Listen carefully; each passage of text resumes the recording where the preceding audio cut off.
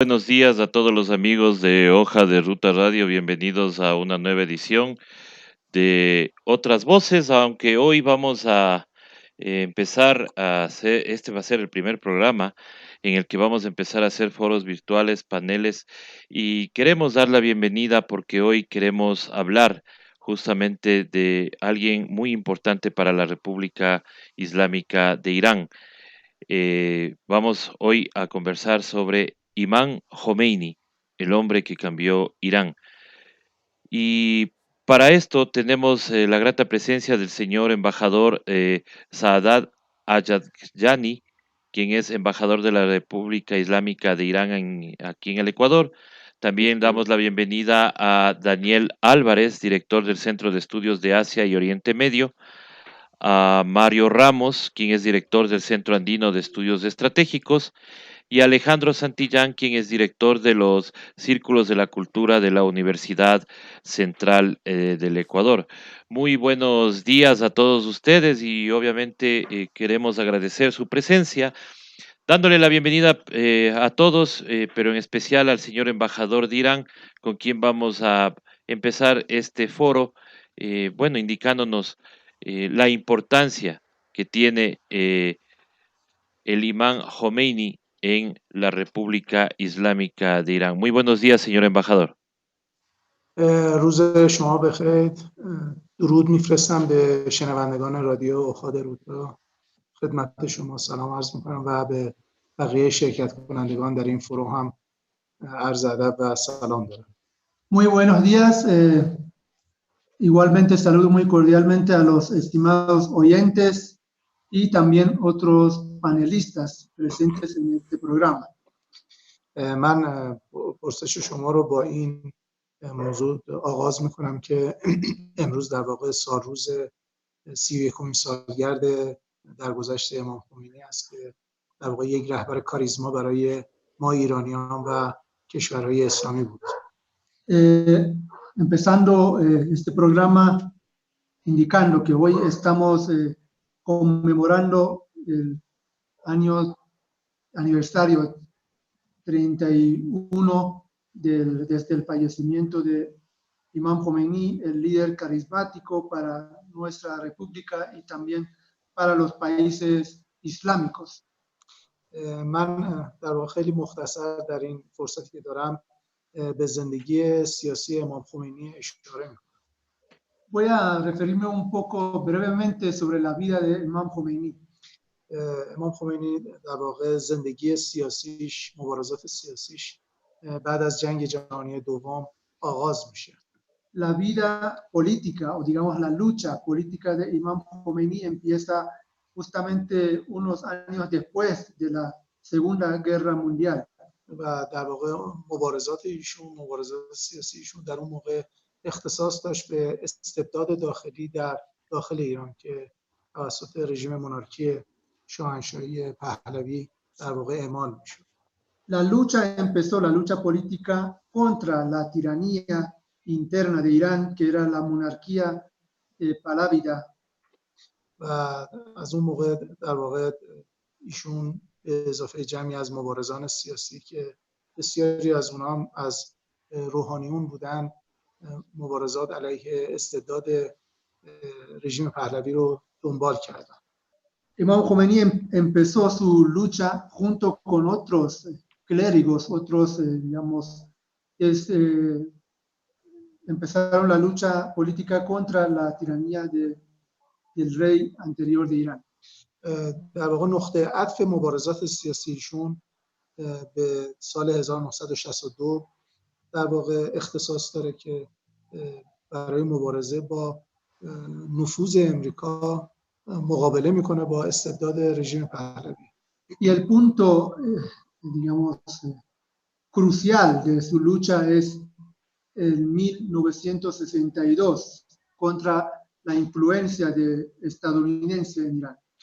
شاید نقطه عطف این مبارزات مخالفت ایشون با قانون کاپیتولاسیون بود که دولت وقت ایران میخواست مسئولیت رو برای مستشاران نظامی امریکایی که در ایران کار میکردن ابراز بکنه. Y el punto muy importante fue su lucha, digamos, su oposición contra la ley de capitulación, que era, digamos, impunidad para los asesores militares estadounidenses que vivían en estos años en Irán.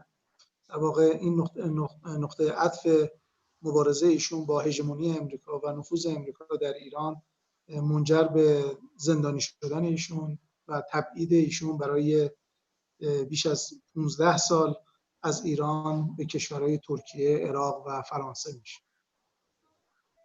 Y en esta lucha contra la hegemonía estadounidense y la influencia estadounidense en Irán, digamos, lo conlleva a primeramente una prisión y luego exilio durante 15 años en los países como Turquía, Irak y finalmente en Francia. در واقع امام خمینی به لحاظ سیاسی اعتقاد داشت که امریکا در منطقه ما و در کشور ما فقط به دنبال غارت منابع طبیعی، نفت و دیگر منابع است و هیچ کمکی به صنعتی شدن و پیشرفت ایران نکرد و این رو هم ما در عالم واقع شاهد بودیم. Imam Khomeini creía y estaba convencido que la presencia de Estados Unidos en nuestro país y nuestra región era solamente para saquear los recursos naturales de esta región y no ayudaba para nada en el progreso y la industrialización de nuestros países. Y en realidad también nosotros vimos que no ayudó para nada en nuestra región. شما اگر آمارهای تجارت‌های ایران رو با امریکا در اون سال‌ها مشاهده کنید، فقط ما خریدار کالاهای مصرفی و لوکس امریکایی و تسلیحات امریکایی بودیم. Si uno revisa las estadísticas del comercio entre Irán y Estados Unidos en aquella época, solamente vemos que se reducía a las compras por parte de Irán de los bienes de lujo, digamos, y de consumo de Estados Unidos y también armas militares. و شرکت‌های نفتی امریکایی و انگلیسی که در واقع نفت ایران با قیمت‌های بسیار پایین در واقع از ایران استخراج و خارج می‌کردن.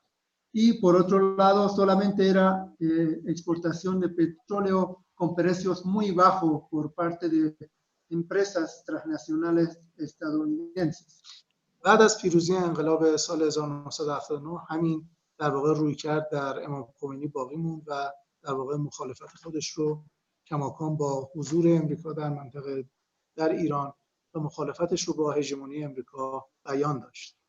Y luego de la victoria de la Revolución Islámica en 1979, Imam Khomeini ya una vez en el poder siguió su política e ideología contra la hegemonía estadounidense y la presencia de esta potencia en nuestro país. و در واقع همین رویکرد موجب شد که امریکا سیاست‌های خشن و تندی رو علیه ایران بعد از سال 1979 اعمال بکنه که تا امروز هم ادامه داره. Debido a esta oposición de Imam Khomeini contra Estados Unidos, ellos empezaron su política hostil contra Irán, que todavía sigue estas políticas contra la República Islámica de Irán. ایران در واقع انقلاب ایران معتقد بود که باید از منابع و منافعی که در منطقه وجود داره عادلانه و به نفع مردم استفاده بشه و اینطور نباشه که در واقع شرکت‌های بزرگ، کمپانی‌های چند ملیتی و در واقع قدرت‌های مداخله‌گر فرامنطقه‌ای از اون منابع بخوان استفاده بکنن. La Revolución Islámica, la revolución de Imam Khomeini, creía que los recursos naturales de esta región deben utilizarse para el beneficio de todos los pueblos, o sea, una repartición justa entre los pueblos. Y no solamente debe ser usado por las empresas multinacionales, transregionales y las potencias internacionales. در واقع این رویکرد امام خمینی به یک رویکرد غالب در کشورهای منطقه شد. در کشورهای مثل عراق، سوریه، لبنان، یمن شما میبینید که در واقع این نگاه الان به یک نگاه غالب تبدیل شده و اونها با پیگیری استراتژی مقاومت در واقع دارن این مشی رو دنبال میکنن. Este enfoque de Imam Khomeini se convirtió en un enfoque, en una política, digamos, general en los países de la región como Irak, Siria, Líbano y Yemen. Entonces vemos que esta estrategia se ha convertido en una estrategia de resistencia contra las potencias internacionales para, digamos, utilizar las riquezas de la región para las naciones de esta región. و در واقع نگاه امام خمینی این بود که اگر مردم منطقه، مردم ایران، کشورهای خاورمیانه اگر به دنبال استقلال، آزادی، رفاه، صلح و امنیت هستند، در واقع باید با هژمونی‌ها و قدرت‌های مداخله‌گر که به این منطقه مثل یک گاو شیرده نگاه می‌کنند مقابله بود. La visión de Imam Khomeini es que si el pueblo de esta región quiere pensar en la independencia, en bienestar y la libertad, tiene que luchar contra la hegemonía internacional, este tipo de hegemonía como el de Estados Unidos, que ve a nuestra región como una vaca lechera. و شما می‌بینید که در واقع حضور نیروهای مداخله‌گر در منطقه ما در 20 سال گذشته، 20 سال گذشته جز جنگ، جز تروریسم، جز تخریب، جز بی‌ثباتی‌های سیاسی و اجتماعی نتیجه‌ای نداشته.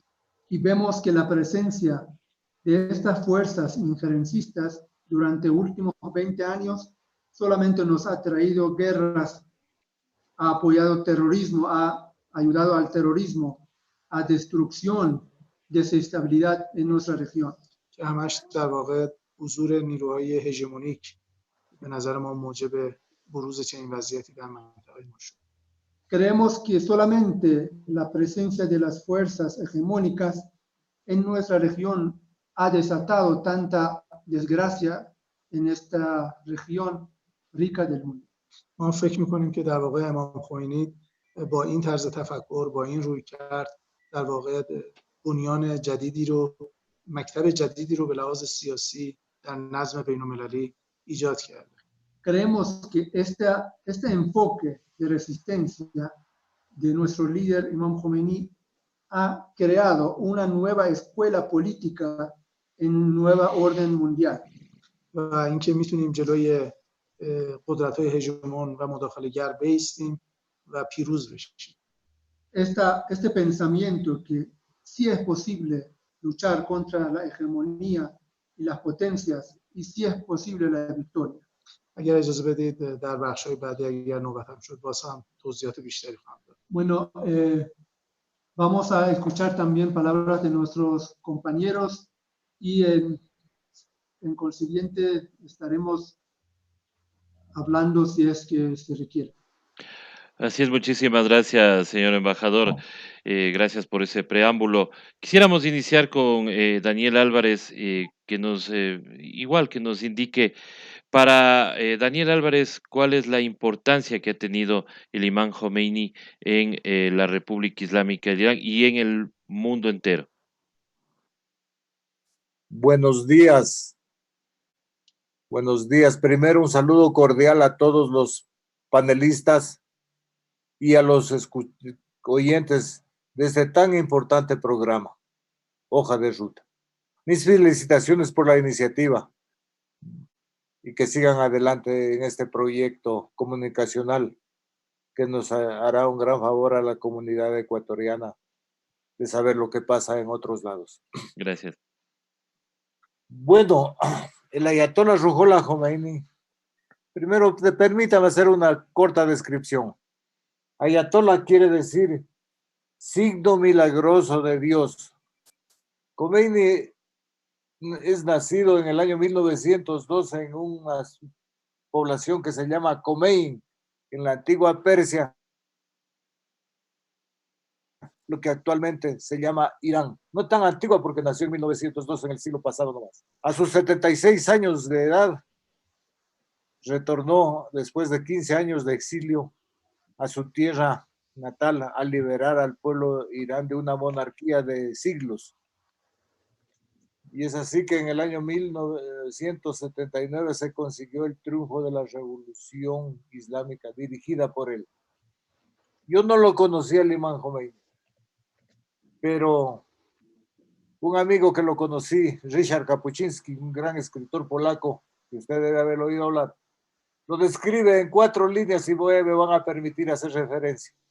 Jomeini dice, su cara es pálida e inmóvil por encima de su blanca barba. De vez en cuando arruga su amplia frente y levanta sus pobladas cejas. Fuera de eso, no se mueve ni un músculo de la cara de este hombre de voluntad férrea que no se arredra ni titubea. Más o menos describes la personalidad de este gran hombre. Indiscutiblemente,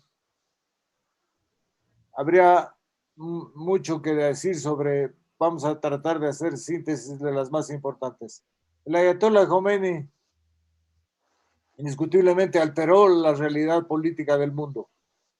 Hay que considerar que Irán, antes de la Revolución Islámica, era víctima de una monarquía que había entregado todas sus riquezas naturales al imperialismo y a las grandes potencias, con el ánimo de convertir a Irán en el muro o la vanguardia del mundo capitalista frente a la Unión Soviética, con quien tiene una densidad de muchos kilómetros. Entonces era la punta de lanza del imperialismo en la región. Por eso todos los recursos, la mayoría de sus recursos, estaban destinados a una desenfrenada carrera armamentista. Al venir el imán Khomeini, al ser recibido por 2 millones de iraníes, fue recibido a su regreso del exilio. Su mensaje se mantuvo intacto hasta el último día de su muerte.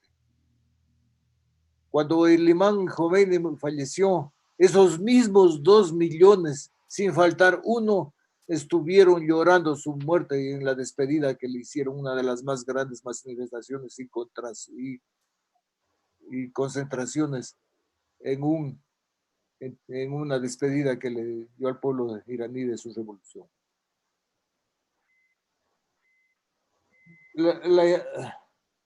El Ayatollah Khomeini, como dije, alteró la realidad política de la religión, no solamente en su país, sino después en todo el mundo.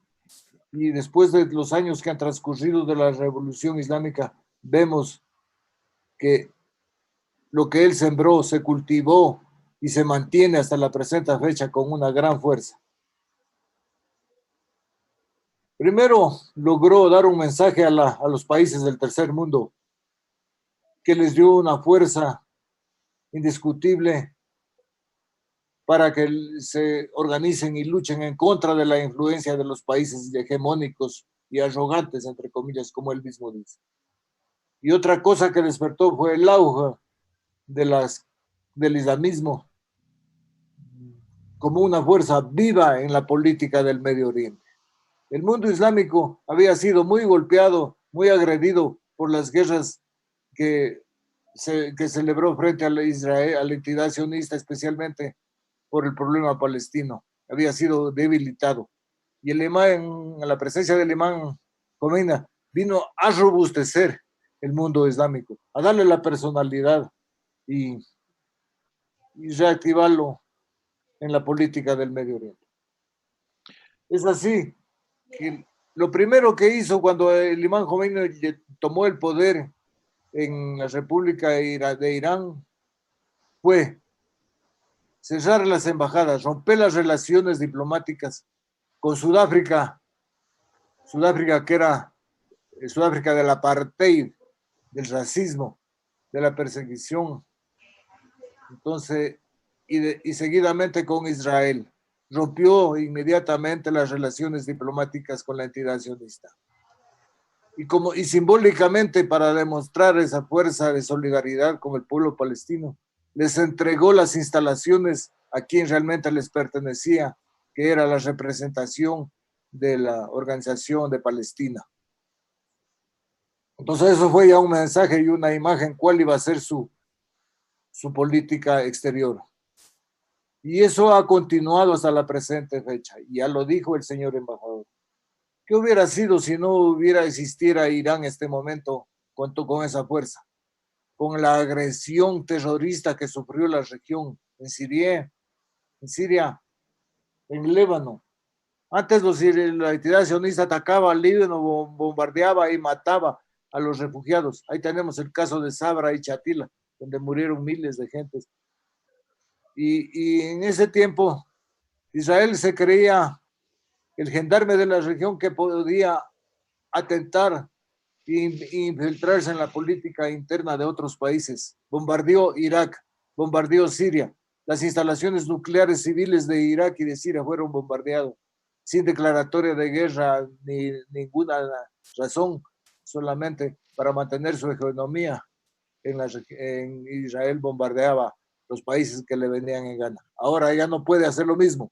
Ahora está Irán ahí solidario con estos pueblos, con Siria, con Irak. Irak, que antes fue su enemigo, tuvieron una guerra de desgaste de 8 años. Ahora Irán necesita del apoyo de Irán. Y saben que Irán es una fuerza determinante en la región. Y no solo en el Medio Oriente. Acabamos de ver una lección de solidaridad y amistad los pueblos latinoamericanos.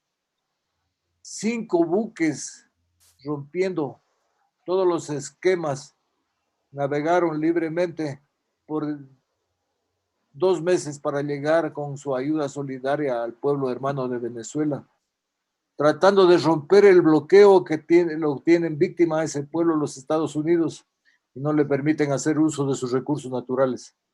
Y les entregó millones de galones de gasolina para mejorar la calidad de vida de ese pueblo.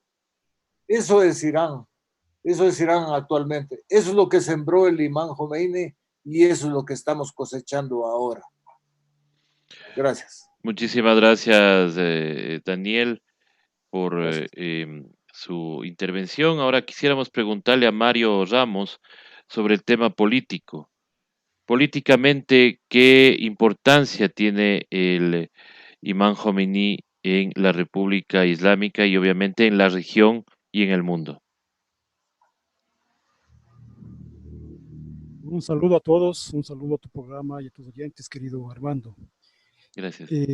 Bueno, la importancia política de la Revolución Islámica de Irán es de enorme envergadura realmente. Algo ya lo ha mencionado Daniel, ¿sí? Más que importancia política, yo diría que es importancia geopolítica y geoestratégica, ¿sí? Que cambió realmente las relaciones de poder en el Asia Occidental. Desde el inicio de la Revolución Islámica, Estados Unidos y el sionismo no han hecho más que ir gradualmente perdiendo hegemonía en la región. Y justamente ese es un legado del pensamiento del imán Jomeini, luchar contra la hegemonía. Y para luchar contra la hegemonía hay que persistir, hay que ser constantes, no hay que negociar en ningún aspecto con esa lucha. Eso es un pensamiento de la revolución iraní y del imán Jomeini.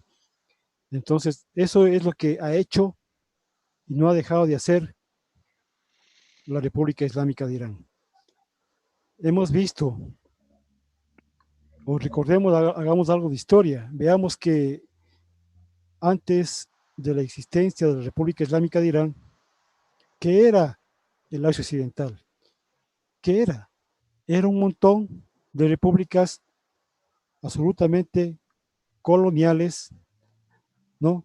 Donde las potencias occidentales extraían sus riquezas, ¿sí? Y usadas como títeres para la lucha contra la guerra, contra la Unión Soviética en su momento. El proceso revolucionario de Irán, ¿no?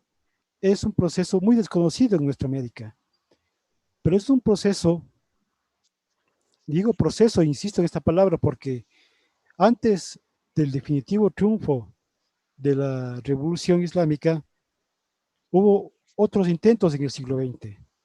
Hubo por lo menos 3 revoluciones más, ¿sí? Y antes, inclusive, en todo el proceso de lucha para que entendamos los latinoamericanos, se asesinó a por lo menos 3.000 clérigos, ¿no? Por lo menos 3.000 clérigos murieron en la lucha por la independencia y la soberanía de Irán. O sea, es decir, allá la religión y la política está muy vinculada, ¿sí? A diferencia de nuestros países donde hay una separación, pero ya es un solo cuerpo, ¿sí? Allá ha habido presidentes que han sido clérigos, el mismo actual líder de la Revolución Islámica, el Ayatollah Khomeini, ¿no? Fue presidente en su momento de Irán, ¿sí? Y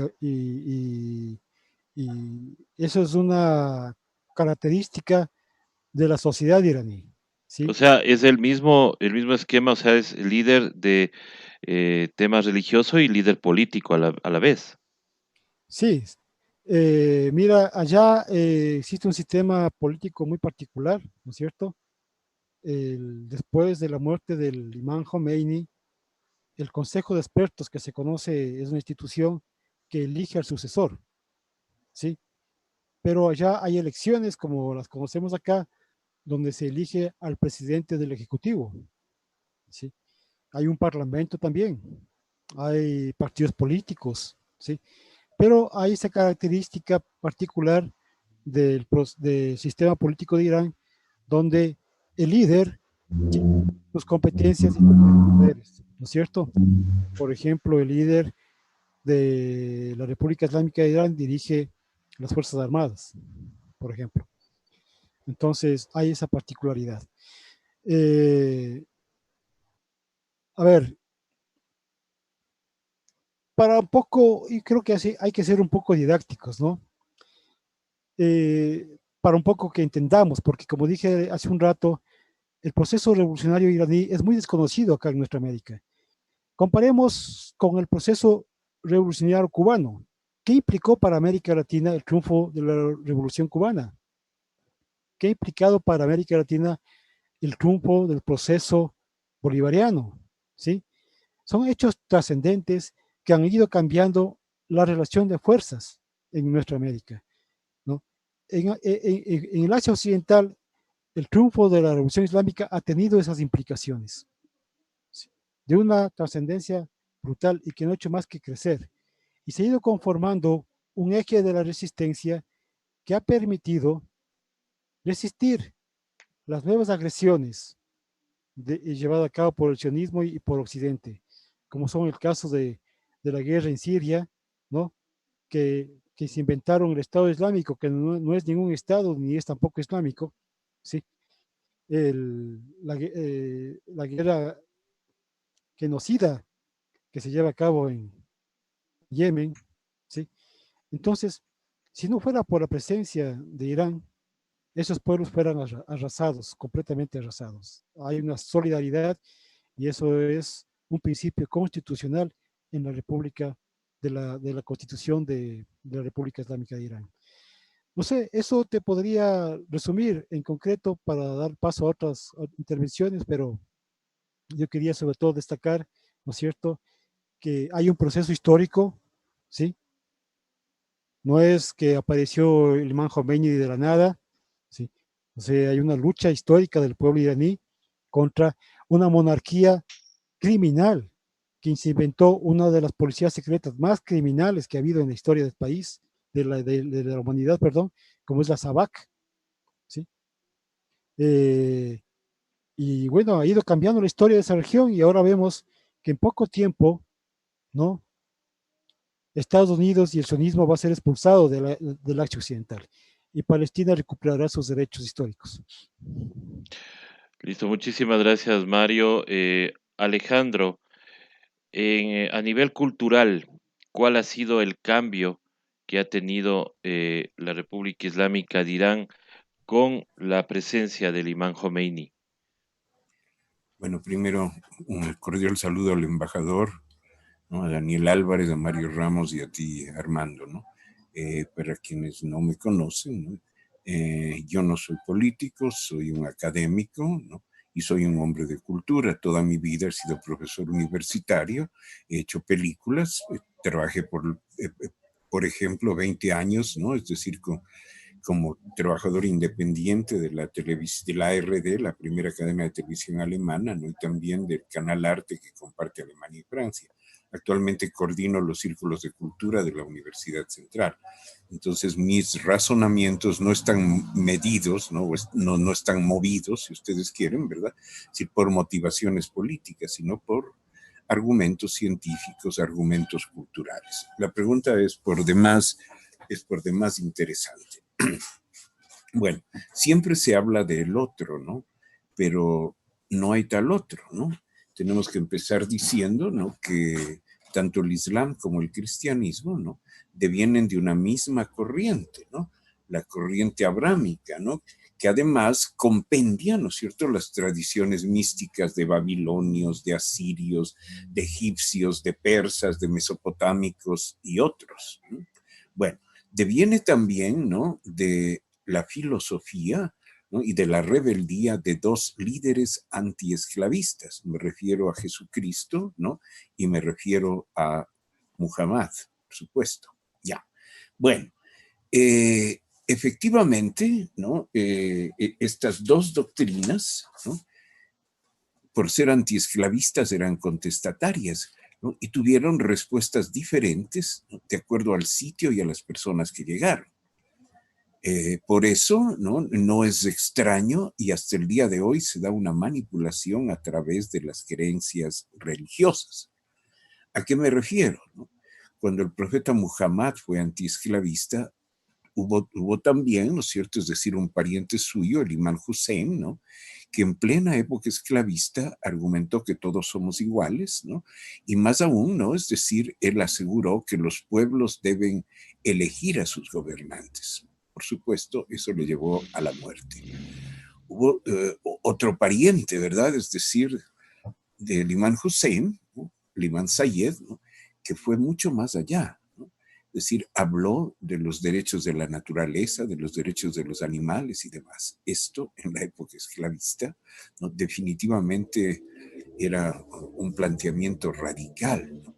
Era un planteamiento verdaderamente revolucionario, ¿no? Bueno, pero, ¿no?, igual que en el cristianismo, que fue utilizado para las terribles campañas bélicas llamadas cruzadas, que no eran más que un pretexto para asolar el Medio Oriente, ¿no es cierto? No eran más que un pretexto, bueno, lógicamente, ¿no?, es decir, para hacerse con un botín de guerra, ¿no?, de esclavos y de riquezas físicas. No solamente, ¿no?, se dio en el Medio Oriente, ¿no? Bueno, todos nosotros hemos sido víctimas de aquello, pero especialmente el Medio Oriente. Ejemplos, las cruzadas. Otro ejemplo, la conquista de América, el peor genocidio, ¿verdad?, que se ha dado en la historia humana. Bien, de la misma manera, ¿no?, en el Islam hubieron formas, ¿no es cierto?, es decir, de manipulación a través de la religión, pero jamás, ¿no?, esa es una de las diferencias claves, jamás, ¿no?, del Islam chiita, sí del Islam sunita, ¿no? Es decir, muchos jeques, emires y reyes esclavistas usaron la doctrina contestataria del profeta, ¿no?, igual que, ¿no?, en Occidente usaron la doctrina contestataria y revolucionaria de Jesucristo para oprimir, ¿no?, es decir, a sus mismos congéneres, a sus mismos conciudadanos. Aquí empieza, creo yo, la primera gran diferencia. Ya, el Islam chiita no hizo eso, ¿no? Es decir, tiene como principio fundamental, ¿no?, el ir contra toda forma de tiranía. Bueno, ¿Por qué voy a esto? ¿No? Porque el imán Hussein, ¿no? Es decir, fue un discípulo leal, ¿no? ¿No? Y con absolutamente todo rigor, él cumplió, ¿no?, las enseñanzas de Hussein y las enseñanzas de Sayed, enseñanzas verdaderamente revolucionarias. Bueno, Khomeini, ¿no? No es más que, bueno, no es más, quiero decir en términos superlativos, ¿no?, de un seguidor de esa corriente altamente progresista desde la época esclavista, progresista en la época feudal, ¿no?, y progresista actualmente, ¿no es cierto?, es decir, en la época capitalista. Bien. Ahora bien, es decir, ¿cómo se ha usado la religión en ese sentido? Como algunos de los panelistas muy inteligentemente ya lo explicaron, el famoso Shah Reza Pahlavi, ¿no?, que proclamaba un derecho divino para oprimir a su pueblo, no era más que el hijo de un ignorantón militarote, ¿no es cierto?, que se había tomado el poder. No había ningún derecho divino, ¿verdad?, en el ejercicio de su poder. Al revés, ¿no? Había un derecho abusivo de su poder. Bueno, y más allá de eso, ¿no es cierto?, es decir, había un ejercicio muy poco nacionalista de su poder. El Shah de Irán, como ya lo dijo Mario, lo dijo Daniel, ¿no?, y el embajador, lógicamente, ¿no?, lo que hizo es entregar los recursos del Medio Oriente y entregar los recursos de Irán durante muchísimo tiempo a las empresas transnacionales de Occidente, ¿no?, y lógicamente también a los estados capitalistas colonialistas que se sucedieron en la ocupación del Medio Oriente, ¿no?, como Francia, Alemania, bueno, Inglaterra, ¿no?, y por supuesto ahora también los Estados Unidos. Bueno, la utilización del Islam, ¿no?, del falso Islam, ¿no?, porque el islamismo en su origen y en su esencia era y es contestatario, se dio justamente para combatir a la Unión Soviética. Ya lo dijeron mis compañeros de panel. Bueno, se utilizó, ¿no es cierto?, es decir, para lograr el colapso de la Unión Soviética. Bueno, en contradicción a eso, ¿no?, la revolución islámica hizo justamente lo contrario, ¿no? Es decir, se basó, ¿no?, en auspiciar, ¿no?, y en asegurar los derechos reales de un país que había sido colonizado, ¿no?, con ayuda de su propio llamado Shah, ¿no? Bueno, creo que antes hubo un precedente histórico, el de Mogadishu, ¿no?, un precedente que no podemos de ninguna manera ignorar, ¿no?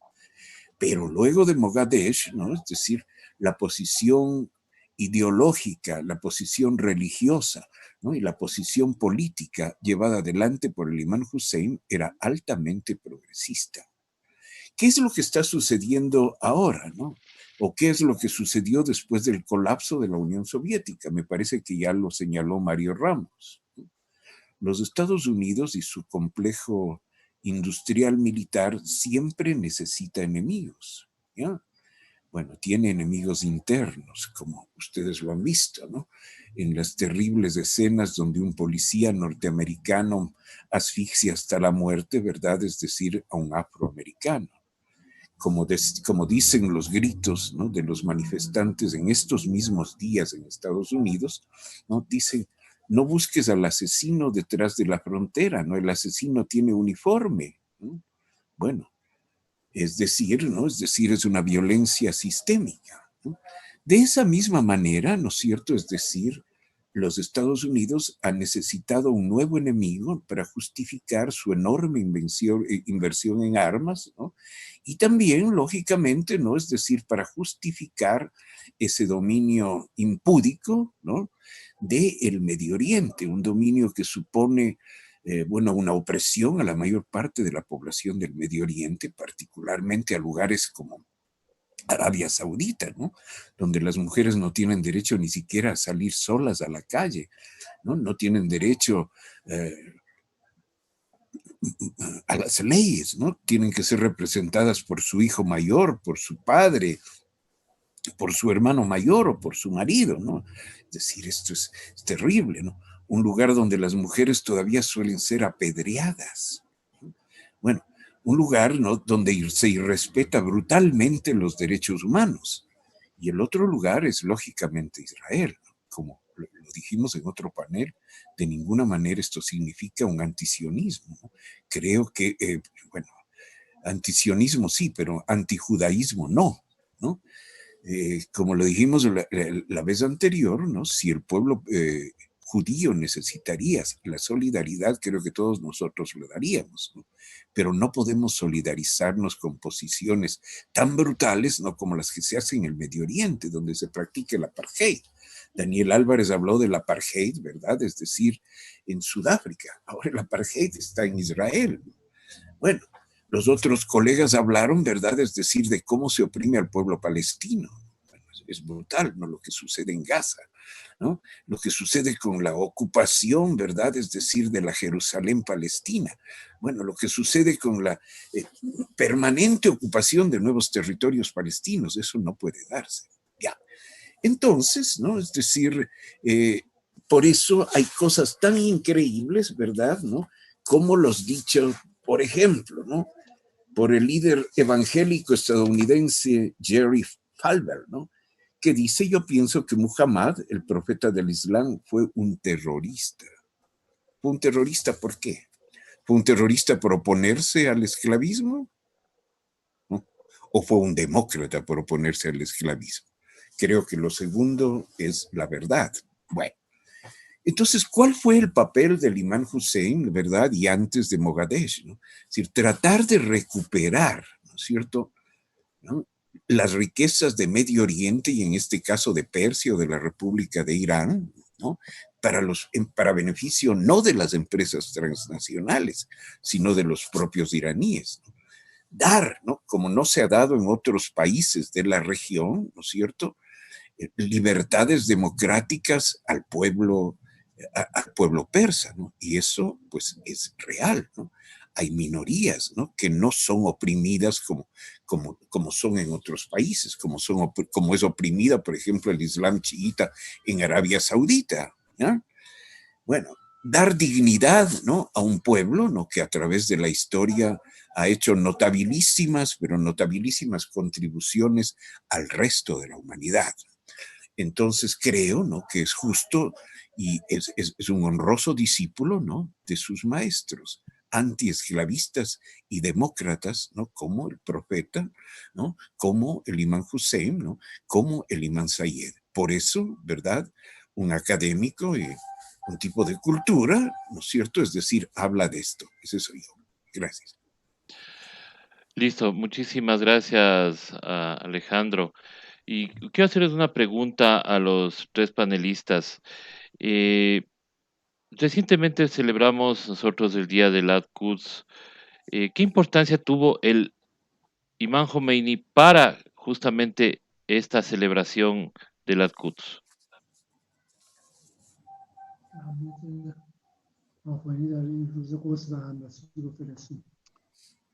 اگر اجازه بدید من خیلی کوتاه راجع به این موضوع توضیح بدم.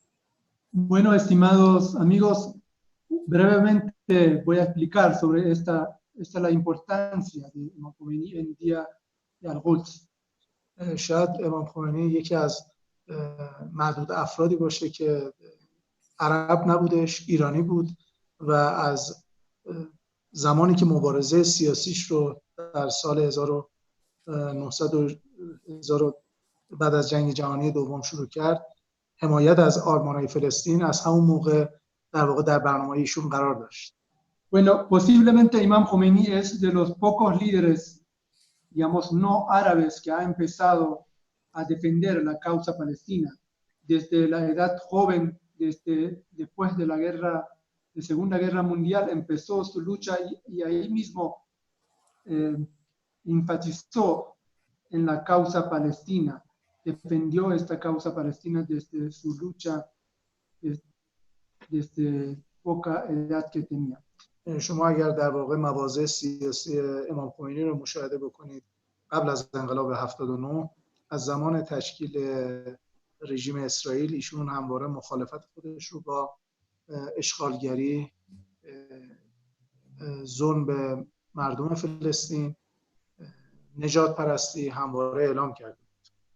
Imam Khomeini, desde hace mucho tiempo, antes de la Revolución Islámica y desde la formación del régimen israelí, manifestó su oposición contra la ocupación y también la opresión contra el pueblo palestino, contra el racismo. و اگر شما مشاهده کنید انقلاب ایران با آرمان‌های فلسطین یک پیوند جدا نشدنی با هم دارن و بعد از انقلاب هم شما می‌بینید که امام خمینی در واقع ابتکار برگزاری روز قدس، برگزاری در واقع حمایت جهانی از آرمان‌های فلسطین رو در دستور کار خودش قرار میده. Y como se han dado cuenta, Revolución Islámica de Irán tiene un vínculo inseparable con causa palestina. Y Imam Khomeini, desde la fundación de la Revolución Islámica, tomó esta iniciativa de nombrar el Día Mundial de Solidaridad con Palestina, que es el Día Al-Quds. و این راه تا امروز هم همچنان ادامه داشت. Este día fue nombrado por nuestro líder Imam Khomeini y este camino sigue hasta actualidad. خیلی ممنون. Muchas gracias. Hubiera, para los tres panelistas que nos acompañan, ahí sí les dejo a su criterio, hubiera tenido el progreso que tiene hoy la República Islámica de Irán si no hubiera existido un líder como Imam Khomeini.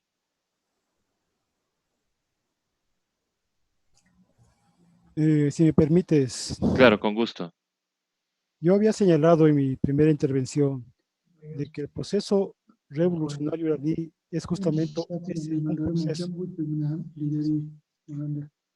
Antes del definitivo triunfo de la revolución iraní, hubo tres intentos, tres revoluciones. También hubo un líder, como ya lo mencionó Alejandro Mossadegh, primer ministro que nacionalizó la industria petrolera iraní y que fue derrocado por la CIA y por el Mossad, ¿sí? Entonces, fue un proceso que costó muchas vidas, pero que finalmente triunfó en el año 69, ¿no? Gracias al liderazgo, ¿no?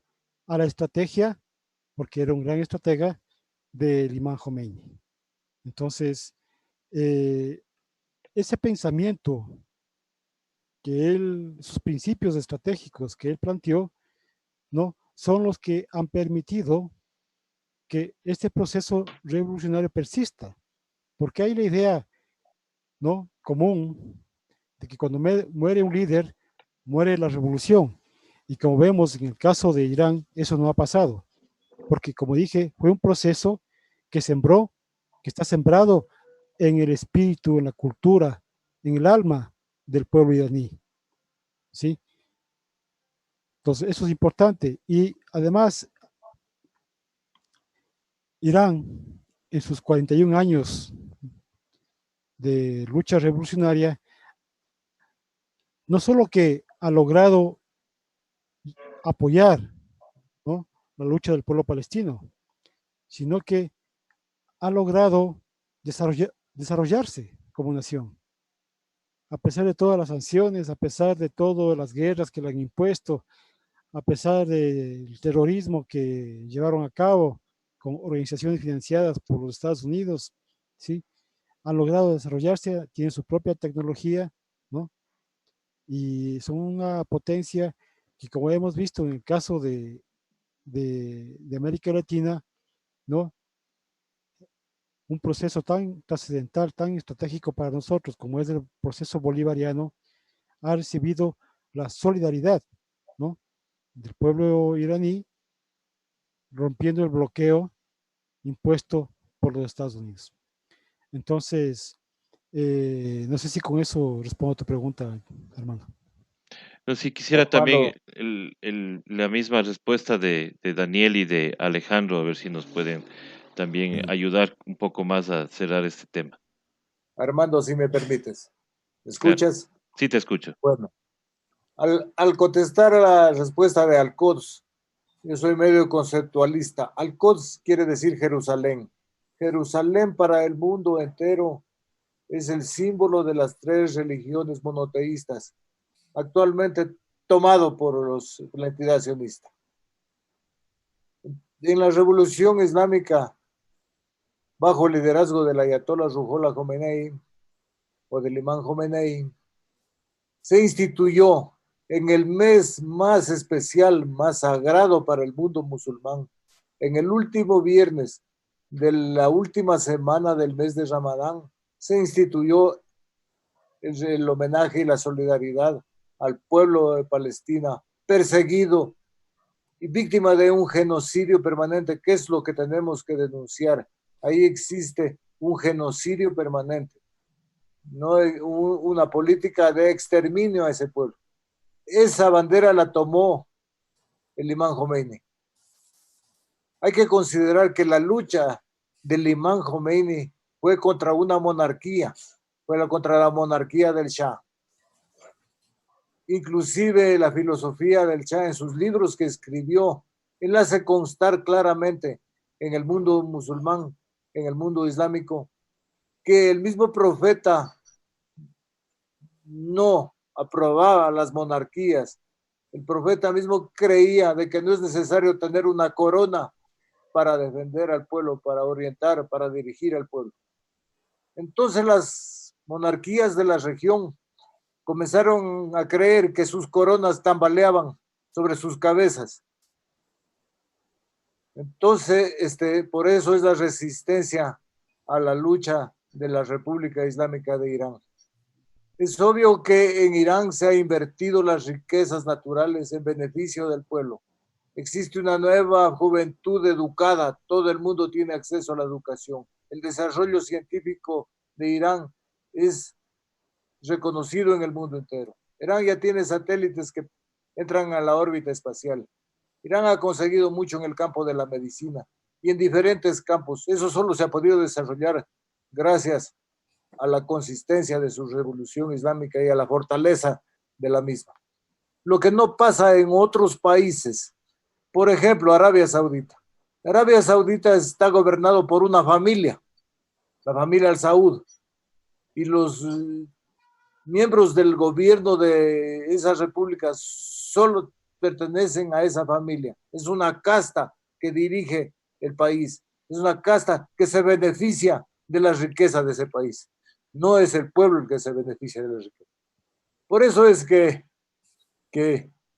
Irán se ha hecho de tantos enemigos ficticios en la región, y la influencia de la revolución islámica es realmente con el pueblo islámico del Medio Oriente. Gracias. Bueno, creo que la pregunta es por demás interesante, por demás inteligente. Podríamos decir, ¿no?, que sin las enseñanzas del Imán Khomeini, ¿no?, las expectativas, la esperanza en el Medio Oriente sería casi nula. ¿A qué me refiero? En Medio Oriente han habido poderosos movimientos reformistas, poderosos movimientos democráticos, ¿cierto? Se ha llamado la primavera árabe, ¿no? Pero los países de Occidente, las empresas transnacionales, las potencias dominantes, ¿no es cierto?, lo han destruido, ¿no? Bueno, hay muchos pueblos que deseaban tener mejores condiciones de vida, que deseaban tener democracia, ¿no?, y que no lo tienen. ¿Por qué razón? No, porque Medio Oriente solamente sirve, ¿no es cierto?, como reserva de recursos naturales. Bueno, en este caso no solo Medio Oriente, ¿no?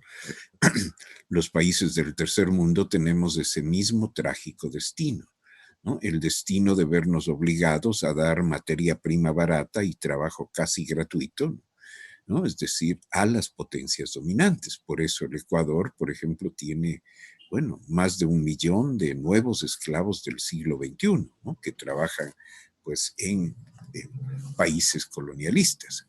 Como lo dijo Daniel Álvarez, ¿no?, sin duda alguna, ¿no?, hay un enorme progreso en Irán. Él mencionó algunas áreas, ¿no? Yo quisiera mencionar otra que es de principal importancia, ¿no? La nanotecnología. Increíblemente, ¿no? Irán es el 6º país en nanotecnología de todo el mundo. Pero vale la pena subrayar un hecho, ¿no? Es decir, un país cercado, un país saboteado desde hace 40 años económicamente, ¿verdad?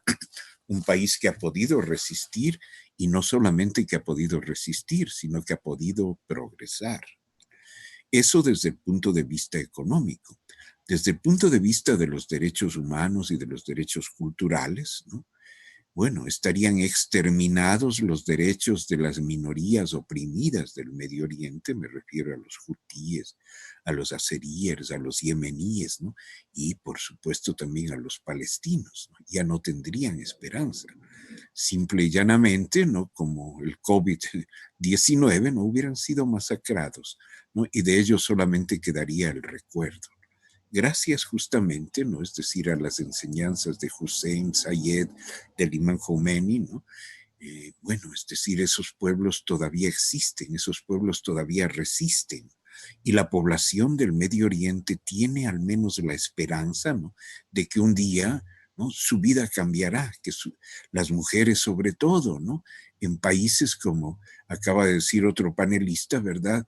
Que están regidos por monarcas que están especializados, por ejemplo, en torturar, ¿no es cierto?, en cortar con huesos, con sierra para cortar cadáveres a sus oponentes políticos, ¿no? A países que bombardean escuelas, que bombardean hospitales en Yemen, ¿ya?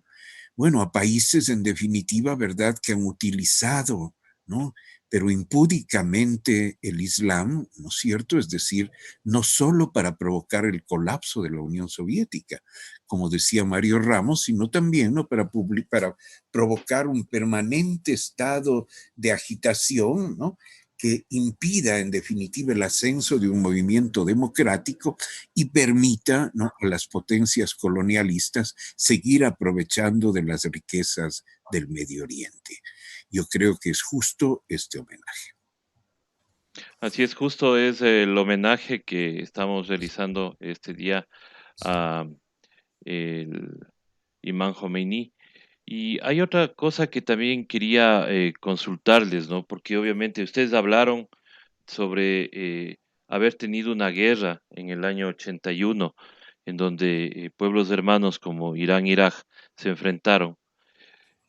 Luego de esa guerra, eh, uno esperaría, digo yo, que los pueblos pues obviamente empiecen a reconstruirse, pero muy lentamente. En el caso de Irán, pues obviamente el desarrollo tecnológico, el desarrollo obviamente para hoy ser una potencia, podríamos llamarle que también puede ser el legado del liderazgo del imán Khomeini. بعد از جنگ ایران و عراق می‌دونیم همه انتظار داشتن مثلا خیلی پیشرفت کند باشه توسعه، ولی خب ایران خیلی سریع پیشرفت کرده و اینم میتونه جزئی از میراث امام خمینی باشه. کاملا من با نظر شما موافق هستم. یک وجهی که امام خمینی داشت وجه الهام بخشیش بود، الهام بخش هم برای مردم ایران هم برای مردم منطقه. Estoy totalmente de acuerdo con usted porque una de las características muy especiales de Imam Khomeini era su espíritu inspirador. Entonces, esta inspiración ha sido tanto para Irán como para el mundo y los países regionales. در واقع این بچه الهام بخشیش این بود که ما خودمون رو باور کنیم و به توانایی خودمون اعتماد داشته باشیم. Este aspecto inspirador ha sido que nosotros creamos en nosotros mismos y en nuestras capacidades. و شما در واقع این تفکر رو در زندگی اقتصادی، زندگی علمی، زندگی سیاسی، در زندگی فناوری ایرانی ها مشاهده میکنید.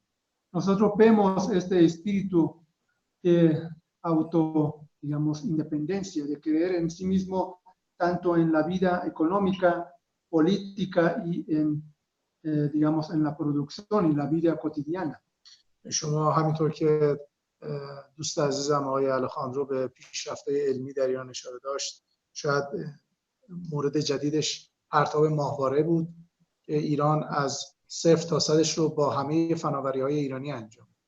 Y uno de los ejemplos de avances tecnológicos de Irán, que mi compañero y hermano Alejandro se refirió, últimamente ha sido el lanzamiento de satélite, que ha sido de una tecnología de 0 a 100 iraní. ایران در واقع در زمینه‌های فناوری به لطف سیستم آموزش عالی قدرتمندش پیشرفت‌های خیلی خوبی داشته. Hemos tenido grandes avances tecnológicos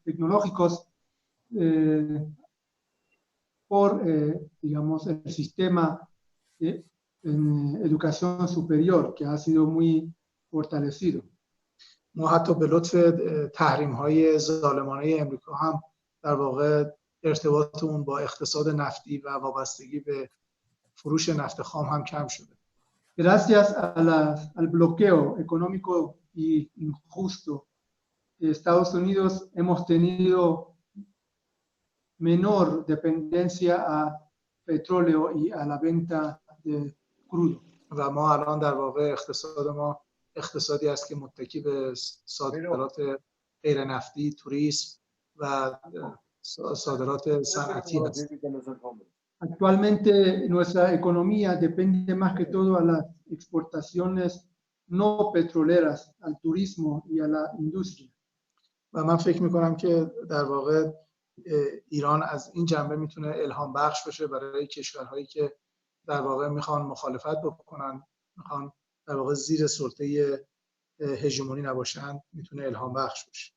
En este aspecto creo que Irán puede ser una inspiración para los países que no quieren depender de las grandes potencias y quieren luchar contra la hegemonía y ser independientes.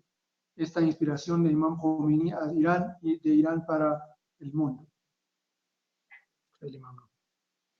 Gracias. Listo, vamos a esta última ronda. Entonces, Alejandro Santillán, el Imam Khomeini es un líder inspirador. ¿Deberíamos conocer mucho más de él acá por nuestro país? Yo creo que sí, indudablemente me quiero referir nuevamente a la historia, cuando la Santa Inquisición, que de santa no tenía nada en Europa y en todo Occidente, ¿verdad? Es decir, arrasaba contra toda forma de conocimiento racional, contra toda forma de conocimiento científico, ¿no? Contra el arte, contra la cultura, ¿verdad? Brillaba la ciencia y la cultura ya, ¿no es cierto? Es decir, en el mundo islámico, ¿no? Bueno. Pero, y quiero volver un poco a este tema porque ahora tiene demasiada actualidad con lo que está sucediendo justamente en las ciudades norteamericanas, ¿no? El tema también es el otro, ¿no? El tema es la cosmovisión errónea que tiene Occidente, ¿no? Occidente cree, y particularmente en los Estados Unidos, ¿no? Que y Israel también, ¿no? Que supuestamente no fueron creados por Dios para gobernar y dominar el mundo, ¿no? Bueno, esa pretensión, ¿no? Estamos viendo a qué excesos ha llevado, ¿no? Bueno, ser, en otras palabras, negro, ¿no? Ser latino, ¿no? O ser islámico, o ser pobre, ¿no? Es un verdadero peligro de muerte en Estados Unidos, ¿no? Es un verdadero peligro de muerte en Estados Unidos, ¿ya? Bueno, entonces creo que eso no es posible aceptar, ¿no? Sabemos que esa violencia es una violencia sistémica, ¿no? Ustedes han visto los gritos de los manifestantes en Estados Unidos, ¿no? Bueno, diciendo me asfixio. Claro, ¿quién no se puede asfixiar, no? ¿Quién no blanco no se puede asfixiar? ¿Quién no rico no se puede asfixiar? ¿Quién no cercano, verdad? Es decir, a las grandes empresas transnacionales no se puede asfixiar, ¿no? Si la violencia sistémica está amparada, ¿no? Por buscar otros enemigos. Y si el otro enemigo, ¿no es cierto?, es el diferente. Bueno, entonces sí,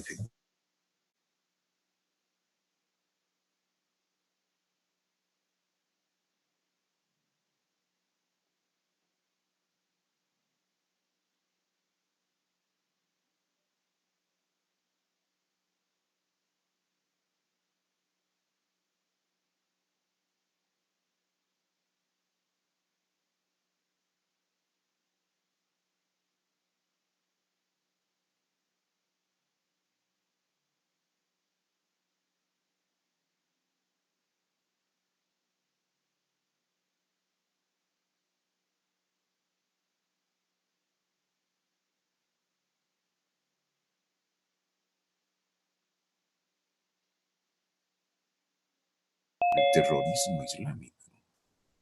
Bueno, entonces, ¿cómo podemos llamar lo que está sucediendo ahora, ¿no? Es decir, en las calles de Nueva York, en las calles de Washington, en las calles del mundo entero, ¿no? Esa protesta, ¿no? Nosotros somos los otros, ¿no? Nosotros somos, ¿no?, los explotados. Nosotros somos, ¿no?, los que podemos ser asesinados sin perjuicio alguno por cualquier policía, ¿no?, ¿verdad?, que luego será perdonado por las cortes de justicia. Eso no es democracia, ¿no? Y bueno, es decir, las potencias occidentales no siempre han dicho que están luchando por los derechos humanos y por la democracia. Bueno, eso definitivamente es una hipócrita mentira, ¿no? Que lo único que oculta, ¿no es cierto?, es decir, es que la industria, el complejo bélico militar de Estados Unidos, que, bueno, es decir, tiene tanto poder, necesita vender armas, necesita buscar enemigos, ¿no? Necesita crear el caos, ¿verdad?, para así aprovecharse de los recursos de los países pobres. Bueno, como hemos hablado en otras ocasiones, tal vez también, ¿no es cierto?, necesita esas armas, ¿no?, y tal vez el COVID es parte de esas armas, ¿no?, para desembarazarse de los millones, de los miles de millones de seres humanos, ¿no?, a los que no los pueden explotar ni los pueden transformar, ¿no?, en consumidores fanáticos, ¿no? Es decir, no les sirven para nada. Bueno, entonces, ¿no?, posiciones como las del imán Jomeini, ¿no?, posiciones heredadas, ¿verdad?, es decir, de las posiciones radicalmente revolucionarias y humanas, como las del imán Hussein, las del imán Sayed, ¿no?, y también las del imán, bueno, las del actual Khamenei, ¿verdad?, es decir, son fundamentales, no son absolutamente fundamentales, son una esperanza para la región, son una esperanza también para países como nosotros, ¿no? Bueno, yo no entendí jamás, ¿no?, es decir, cómo, por ejemplo, se puede luchar, ¿no?, por precios justos para el petróleo con medidas como las que este gobierno ha tomado. Pero bueno, este no es el tema de esta reunión, pero verdaderamente, ¿no?, es decir, sí llama mucho la atención. Así que respondiendo a esta pregunta, sin duda alguna, ¿no?, en términos científicos, ¿no?, en términos académicos, como lo mencionó el embajador, en términos de los derechos humanos, en términos de los derechos culturales, ¿no?, sin duda alguna, ¿no?, es decir, Khomeini hizo mucho. Armando, si me permites. Por favor. Para contestar a tus dos últimas inquietudes y como corolario de todo lo que se ha dicho, debo regresar a los inicios de la Revolución Islámica. Recordemos que la Revolución Islámica fue un proceso de lucha contra una monarquía absolutista y contra la corrupción de esa monarquía. Una de las banderas de lucha del imán Jomeini fue justamente la lucha contra la corrupción, muy de moda en nuestras democracias burguesas. La lucha contra la corrupción fue una gran bandera que la eximió en su política, en su avance. Por eso él confió en los ulemas, porque los ulemas, la clase política religiosa iraní, era muy respetada, muy consolidada y muy organizada. Entonces creyó que ellos eran las personas idóneas para luchar contra la corrupción y para mejorar la situación de ese país. Entonces, una de las banderas de que se puede reflejar en nuestra realidad es la lucha contra la corrupción. Tenemos que luchar incansablemente contra los políticos corruptos y contra el sistema de corrupción que vive en nuestros países. Otra de las banderas, por eso es que el imán no se alineó ni con Oriente ni con Occidente. Esa era una de sus consignas. Él buscó la tercera vía. La tercera vía, ¿qué significa? La independencia absoluta, la defensa incondicional de la soberanía. Otra cosa muy importante es que el hombre es dueño de su propio destino y las masas populares. Acordémonos que la Revolución Islámica fue el movimiento de masas más grande que se tuvo en el siglo XX y que las masas populares organizadas pueden hacerse con el poder político de un país y deben hacerse respetar. La unidad nacional. La guerra con Irak sirvió para aglutinar alrededor del líder al pueblo iraní. Fue una guerra de desgaste mentalizada por un tirano que era Saddam Hussein, que gobernaba Irak, que retrasó el desarrollo de esos pueblos por muchos años. Acordémonos que Irak tenía uno de los ejércitos más poderosos del mundo. Creo que estaba en el tercer o cuarto lugar. A eso venció Irán. Y por eso es que Irán confía en sus propias capacidades y sabe que es un pueblo invencible. La más grande fortaleza que tiene Irán no es el desarrollo de la energía nuclear ni la posible bomba atómica, que no la está haciendo. El desarrollo de la energía nuclear iraní es con fines pacíficos. La más grande bomba que tiene Irán es su nacionalismo, su fe en el futuro, su amor a su líder, que no se lo ha perdido en el transcurso de los años. Ese es el principal mensaje que nosotros tenemos que aprender. La lucha contra la corrupción, la independencia y la soberanía nacional y el poder de las masas populares. Gracias. Mario, por favor. Sí, mira, Alejandro mencionó algo importante, que es ese vaso comunicante que existe entre los profetas, ¿sí? Entre los profetas como Jesús, como Mahoma. Y esto es un hecho que lo sabe destacar el Islam. El Islam sabe destacar esos vasos comunicantes que existen entre los profetas. Y los profetas tienen una característica común, que han sido revolucionarios, que han defendido los derechos de los oprimidos. En el cristianismo, ¿no? Y en Jesús tenemos muchos ejemplos al respecto, muchísimos ejemplos. Y respondiendo a tu pregunta, ¿no? Con esto lo que yo acabo de señalar, ¿no?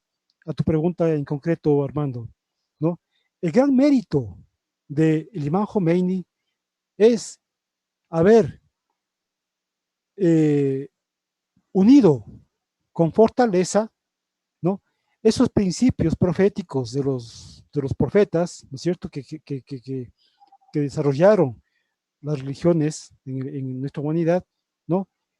Y vincularlas, soldarlas con la lucha política. Mire que aquí en América Latina se intentó muchas veces, ¿no? Hablamos de la teología de la liberación, por ejemplo, pero todos esos intentos han sido derrotados. Han sido derrotados. Debemos reconocer eso nosotros los latinoamericanos. No se ha logrado, ¿no?, que el cristianismo revolucionario en nuestra América persista, lo que no sucede con el Islam. Aquí el cristianismo no reconoce, por ejemplo, a Mahoma.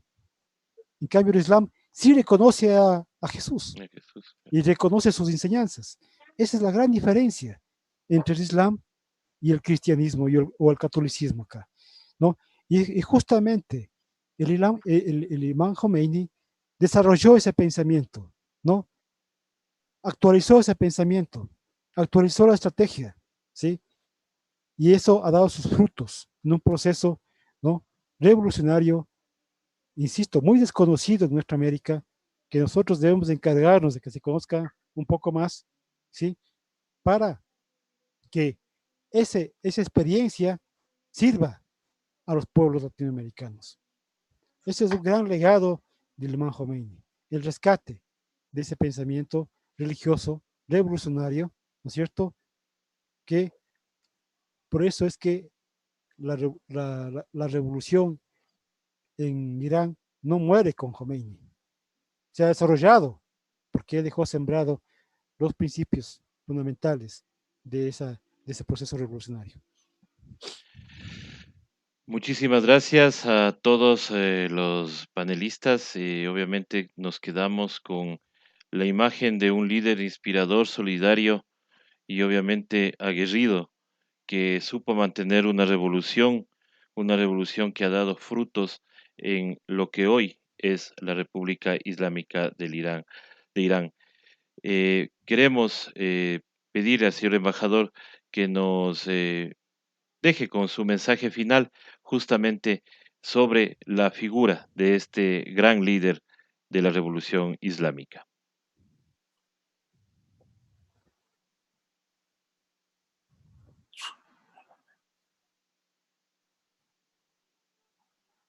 Ya que estamos sin el micrófono.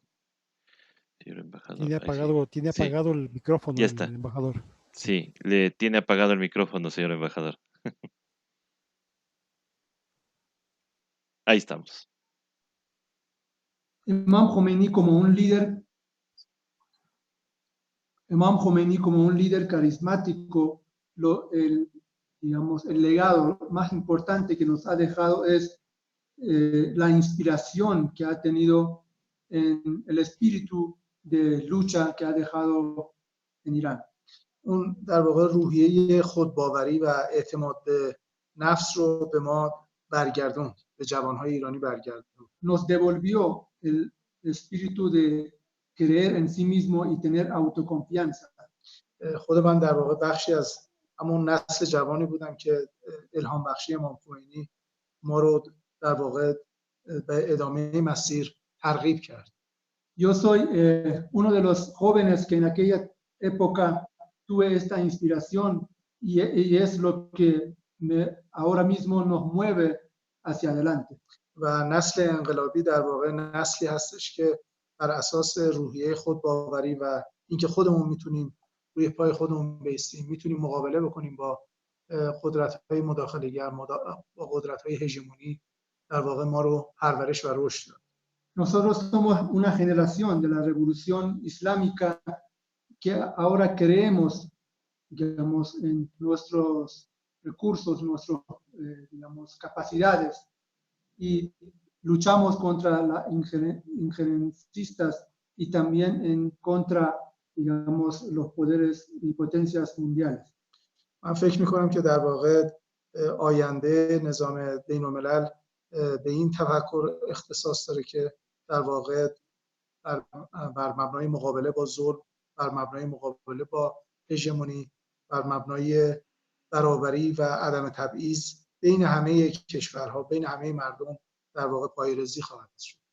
Creemos que el futuro del sistema mundial va a ser basado en este pensamiento de luchar contra la injusticia, contra la hegemonía y fundar un mundo a base de igualdad y no, digamos, discriminación. من فکر می‌کنم که در واقع شاهد هستیم که نظام هژمونیک، نظام مداخله جویانه، نظام امپریالیسمی در واقع مانند موریانه به جانش افتاده و در حال افول و انحطاط هستش. Nosotros estamos conscientes que el sistema hegemónico ya está, digamos, en decadencia. Va más temprano que tarde va a estar desaparecido. این پیشبینی بود که امام خمینی داشت که این قرن که قرن 21 در واقع قرنی که ما در اون قرار داریم، قرنی متعلق به مردم مستقل، مردم محروم و مردمی که دنبال آزادی، استقلال و حاکمیت ملی و رفاه برای مردمشون هستن. Nuestro líder nos dijo que este siglo pertenece a los pueblos que quieren ser independientes, a los pueblos que quieren ser libres y luchar contra la injusticia. خیلی ممنون. Muchas gracias. Muchísimas gracias a todos por este panel realmente muy aleccionador, muy educativo, más que todo porque necesitamos conocer mucho más sobre nuestros líderes. Daniel creo que nos quería decir algo más. Sí, Armando, agradecerte. Muy ilustrativa la reunión. Me ha inspirado para despedirme haciendo un llamado a incrementar, a robustecer la relación bilateral que mantenemos entre Ecuador y la República Islámica de Irán, dejando a un lado la parte política. Desde el punto de vista económico, comercial, Irán es la puerta de entrada, lo hemos considerado siempre así, al Asia Central y al Asia Occidental. Irán tiene muy buenas conexiones con los países de lo que fue la ex Unión Soviética y con el mismo Pakistán. Para nosotros sería importantísimo desde el punto de vista comercial abrir un mercado cautivo de millones de gentes que se encuentra en ese sector, donde podamos encontrar diversidad a nuestras exportaciones. Por eso, alguna vez fue considerada la relación bilateral como estratégica y complementaria. Tenemos que mantener ese principio y abogar porque cada vez la relación bilateral, multilateral, se le dé la importancia necesaria. No existe otro país más importante en el Asia Central que la República Islámica de Irán. Gracias. Sí, muchísimas gracias. Y sí, eso es lo que debemos buscar acá en nuestro país. Por eso mismo debemos conocer a nuestros queridos amigos de la República Islámica de Irán. Nuevamente, muchísimas gracias, Alejandro. Muchísimas gracias, Mario, a Daniel y al señor embajador de la República Islámica de Irán. Muchísimas gracias por darnos, obviamente, estos espacios para conocer mucho más sobre la cultura islámica y dejar, pues, y sacarnos, mejor dicho, la venda de lo que nosotros pensamos o creemos que es el, la República Hermana de Irán. Muchísimas gracias a todos y será hasta una próxima oportunidad donde estaremos tratando más temas sobre nuestra relación con nuestros hermanos de Irán. Muchísimas gracias y hasta pronto. Gracias. Hasta pronto. Gracias. Gracias.